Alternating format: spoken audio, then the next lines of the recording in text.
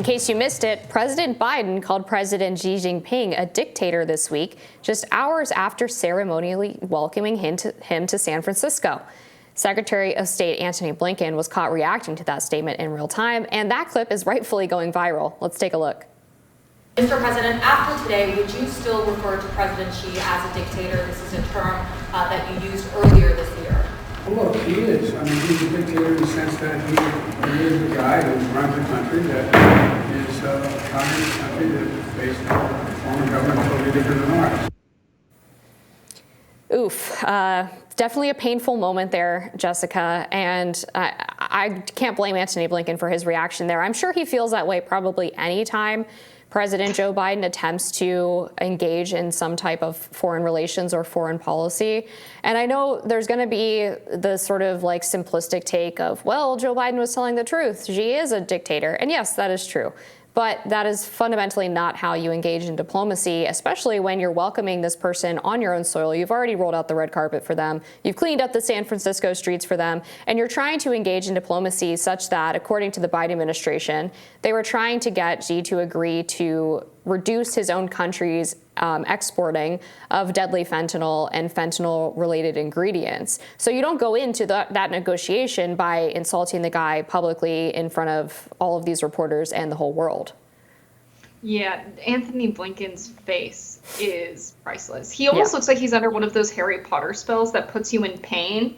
The way he is wincing when Biden is speaking, you can tell that the thought process there is, oh no, I'm going to have to do some cleanup after this. It is a tough administration to be Secretary of State in because you have to clean up after what Biden says in his gaffes. Is it honest to say he's a dictator? Maybe, but you're right to point out that it's not very strategic. Also, you have the United Nations calling the United States an oligopoly. I'm sure Xi Jinping could say many things about the United States and the quality of our democracy. But what's going on here is really Antony Blinken wishing he was the one probably at the microphone so he could give a more diplomatic response. There is a way to say that without pissing a bunch of people off, probably Xi Jinping included. So I think it's fair that that's going viral. It's hilarious that Blinken either made a choice to not control his facial expressions there or just simply was unable to. Probably unable to. And this is not the first time that the Biden administration has bungled foreign policy with China. Pretty early on in the administration, I think it was actually Tony Blinken himself who went into Canada for a summit with China and quickly found that the Chinese foreign minister, in response to America's posturing on the world stage, was going to point out all of America's flaws, including apparently referring to the death of George Floyd as evidence that America has a serious problem with police brutality, which, true or not, separate debate, but you don't want the person or the country, rather, who's trying to take your spot as the head of the geopolitical world to be pointing that out in your meeting where you're trying to conduct diplomacy. And because they had gone in with such a strong posture, they had basically opened the door for China to do that because that's how they conduct foreign relations. And then there's these several incidents throughout the Biden administration where he says things that are quickly walked back by his officials. I mean, in regards to the start of the Russia-Ukraine war, Biden at one point suggested that he would be okay with regime change in Russia, with taking out Putin and replacing him with another leader, which was something that was quickly walked back by other members of the administration who said they were not interested in a coup in Russia. And those types of words, while funny in the sense that they're par for the course with Joe Biden, are incredibly dangerous when we're talking from a foreign policy standpoint, especially that Russia comment could serve to escalate a wartime situation.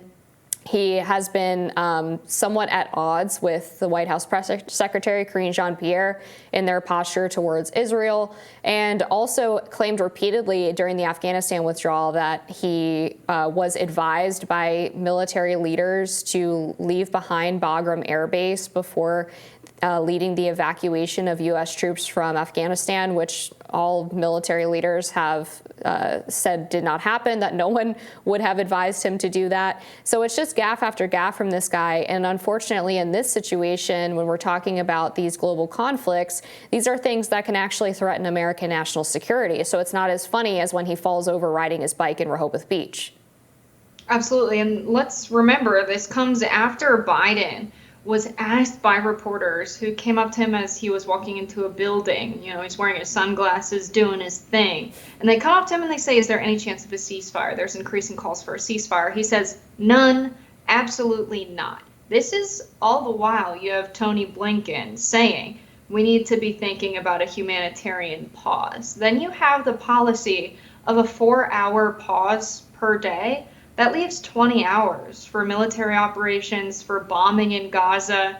That is not a humanitarian pause. So I would not be surprised to find that behind closed doors, Biden and Anthony Blinken are not on the same page right now at all. We know that the State Department that Blinken is the head of is dealing with a lot of discontent, especially from their younger staff right now. You have these memos leaking of them having qualms with how senior leadership is handling things. These memos that they're writing are along the lines of the United States supporting Israel's human rights violations and the mass number of civilians, 11,000 plus, being killed in Gaza right now. So Anthony Blinken is heading a State Department with a lot of staff that are very against what Joe Biden is doing right now, to be entirely against a ceasefire. And then I think this is in context, just pouring salt on the wound. Blinken's got a really tough job right now.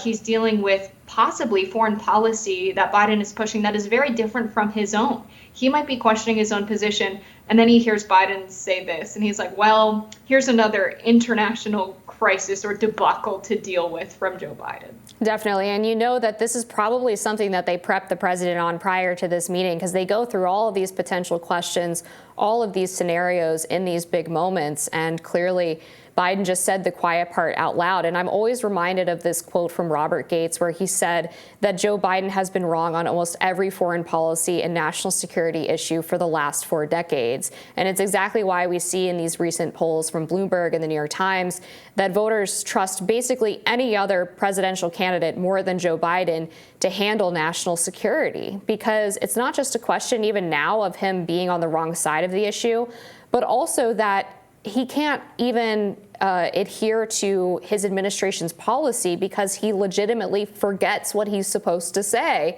when he gets into these moments. And so when I hear members of the Democratic Party and the Democratic establishment wave away concerns about Joe Biden's age or wave away concerns about his cognitive ability, it's moments like these that remind you of why this matters and why it always mattered when it was first brought up on the 2020 campaign, when he was campaigning out of the public eye and in his basement.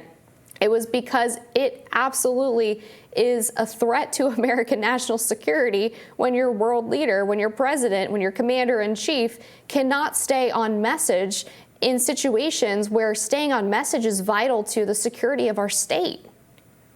Yeah, and I don't think it's a coincidence that Biden's deciding to call President Xi a dictator now, when it seems the mainstream narrative has been that the reason there's pro-Palestine support and there's tens of thousands of people in the streets in the United States is because there's propaganda being run by China on TikTok. I can assure you my posts, which get millions of views on the topic of Palestine on TikTok, are not pushed by the Chinese government whatsoever. It's absolutely ridiculous for them to claim that, but it definitely fits their narrative when it comes to foreign policy. So we'll continue to follow this development and the potential rift between Blinken and Biden, more rising after this.